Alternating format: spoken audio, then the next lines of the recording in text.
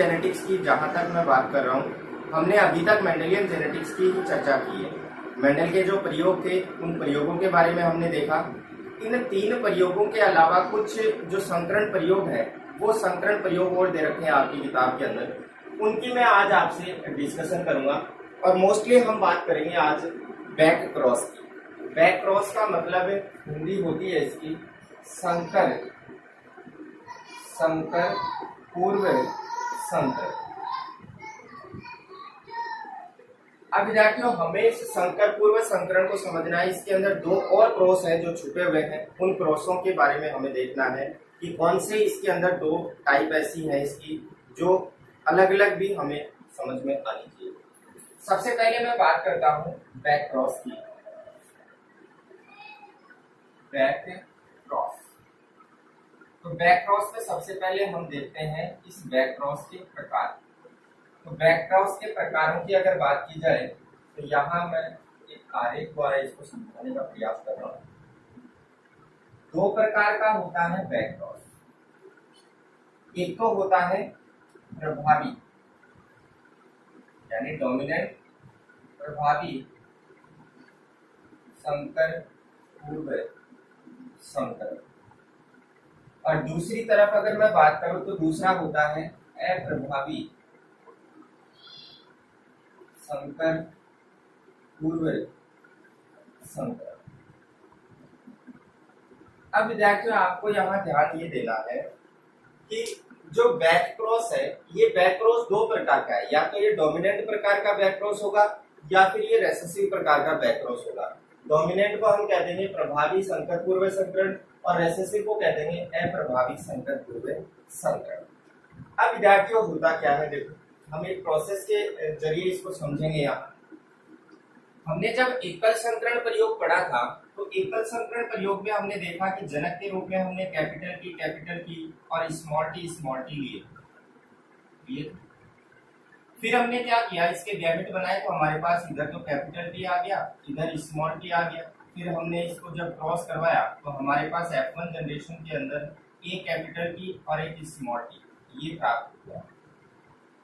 अगर आपने पिछली वीडियो नहीं देखी है तो आप पिछली वीडियो जरूर देखें, तभी आप स्टेप बाय स्टेप इस क्रम को आगे समझ सकोगे, जोड़कर कड़ी को आराम से समझ पाओगे।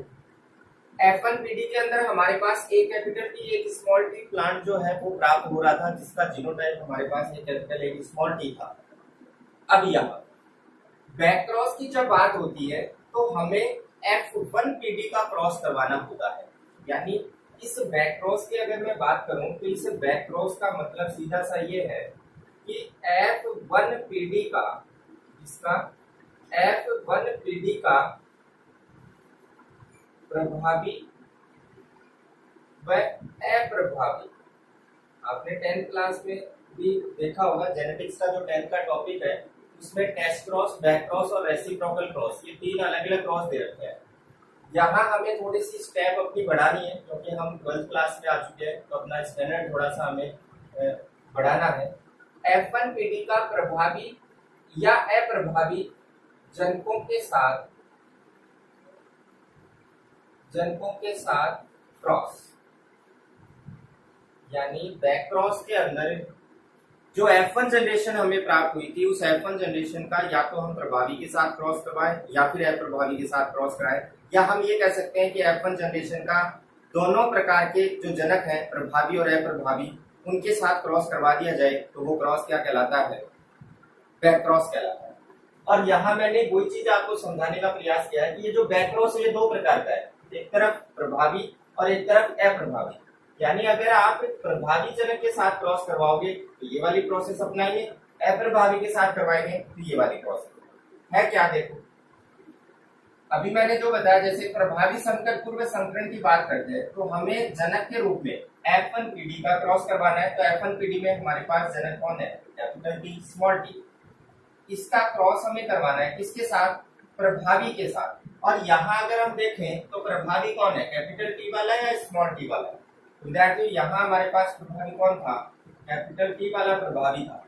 तो अगर हम F1 जनरेशन का क्रॉस प्रभावी जनक के साथ करवाते हैं तो क्या होता है, देखो यहाँ हम पहले गैमेट बनाएंगे, इनसे भी हमने क्या बना दी, गैमेट बना दी। अब यहाँ जब आप इसका क्रॉस करवाएंगे तो यहाँ दोनों कैपिटल टी,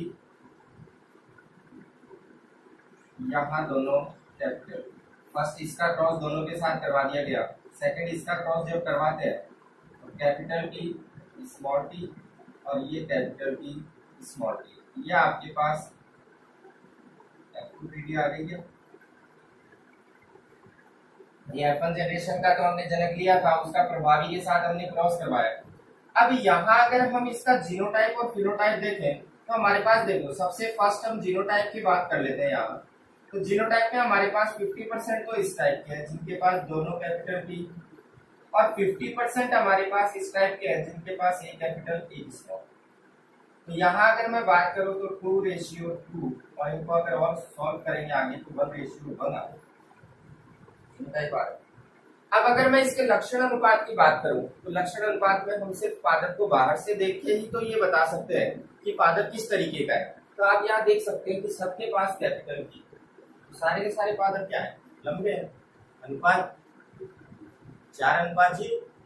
यहाँ अगर मैं बात करूं capital T capital T capital T capital T, अब चाहे वो कैपिटल टी 1 हो या फिर 2 हो, उससे कोई फर्क नहीं पड़ेगा, क्योंकि कैपिटल टी डोमिनेंट है, प्रभावी है, तो वो अपना प्रभाव जरूर दिखाएगा।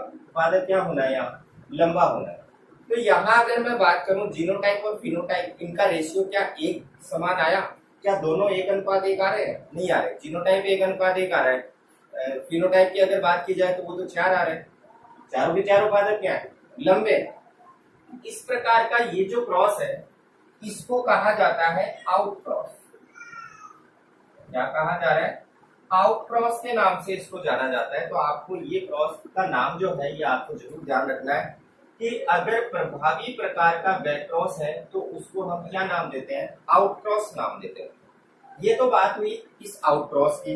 यहाँ मैं एक चीज फैक्ट जो निकल के सामने आई वो कह सकता हूं कि इस प्रकार के क्रॉस में, इस प्रकार के क्रॉस में लक्षण व जीन अनुपात, लक्षण व जीन अनुपात एक समान नहीं आते, एक समान नहीं आते। ये चीज हम देख भी चुके हैं, क्या आपके सामने ये लक्षण और जीन अनुपात जो है वो एक समान आ रहे, नहीं आ रहे। दूसरी तरफ हम बात करते हैं इस अप्रभावी संकर पूर्व संकरण की। तो यहाँ हमें क्या करना है, F1PD का क्रॉस। तो F1PD हमारे पास ये है, इसका क्रॉस किससे करवाना है, अप्रभावी से, यानी कि स्मॉल टी से करवाना है। इसके गैमेट बनाए तो कैपिटल टी स्मॉल टी, और इसके gamete small T small T. Cross जब हमने करवाया कैपिटल टी स्मॉल टी, इसका क्रॉस इससे करवाया कैपिटल टी स्मॉल टी, इसका क्रॉस इससे तो दोनों स्मॉल, और इसका क्रॉस इससे तो दोनों स्मॉल। यहाँ भी हमारे पास रेशियो क्या आया 50%, और ये रेशियो क्या आया 50%, यानी यहाँ 2:2। सिंप्लीफाई करेंगे 1:1, यानी 1:1। ये तो हमारे पास क्या आ गया, जीन अनुपात आ गया। ये तो हमारे पास आया जीन अनुपात, क्या 1:1।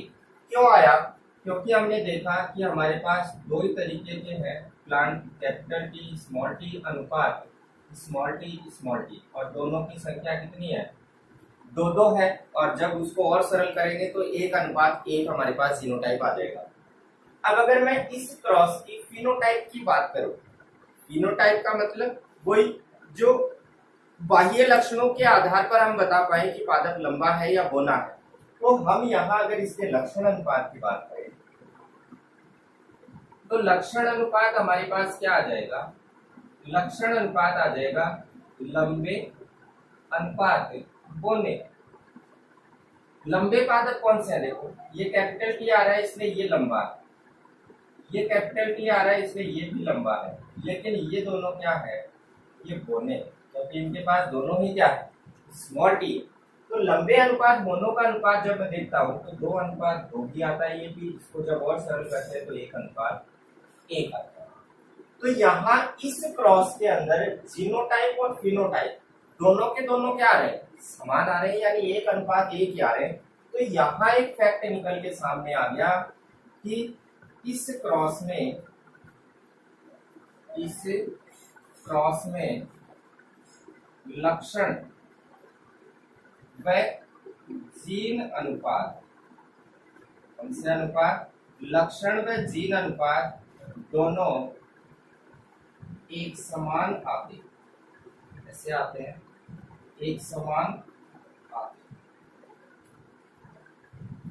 यहाँ आप देख सकते हैं जीन अनुपात लक्षण अनुपात 1:1 ही आ रहा है, लेकिन यहाँ ऐसा नहीं है। तो इस क्रॉस को क्या नाम दिया गया, इस क्रॉस को नाम दिया गया टेस्ट क्रॉस। क्या नाम दिया गया, टेस्ट क्रॉस। अगर हम अप्रभावी संकर पूर्व संकरण की बात करते हैं तो उसको दूसरे किस नाम से जाना जाता है, टेस्ट क्रॉस के नाम से जाना जाता है। अब विद्यार्थी ये तो हमारे सामने हमने ये देख लिया कि संकर पूर्व संकरण जो है, बैकक्रॉस जो है वो दो प्रकार का है, डोमिनेंट एंड रेसेसिव। डोमिनेंट को हम आउटक्रॉस के नाम से जान रहे हैं और रेसेसिव को हम टेस्ट क्रॉस के नाम से जान रहे हैं। अब यहाँ एक क्वेश्चन ये है जो आपके लिए बहुत ही इंपॉर्टेंट है कि क्या टेस्ट क्रॉस एक प्रकार का बैक क्रॉस है या फिर बैक क्रॉस एक प्रकार का टेस्ट क्रॉस है। दोनों प्रश्नों के जवाब अलग अलग है।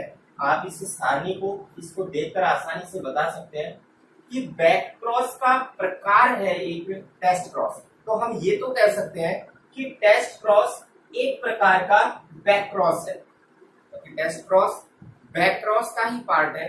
रेसेसिव टाइप जो हमने देखी है प्रभावी संकर पूर्व संकरण है।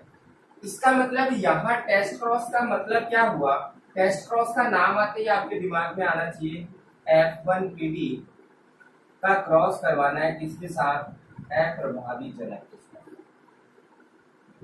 अप्रभावी जनक के साथ। ये सीधा सा मतलब निकल गया। टेस्ट क्रॉस का नाम आते ही दिमाग के अंदर एक ही लाइन आनी चाहिए, F1PD का क्रॉस किसके साथ करवाना है, अप्रभावी के साथ कराना है।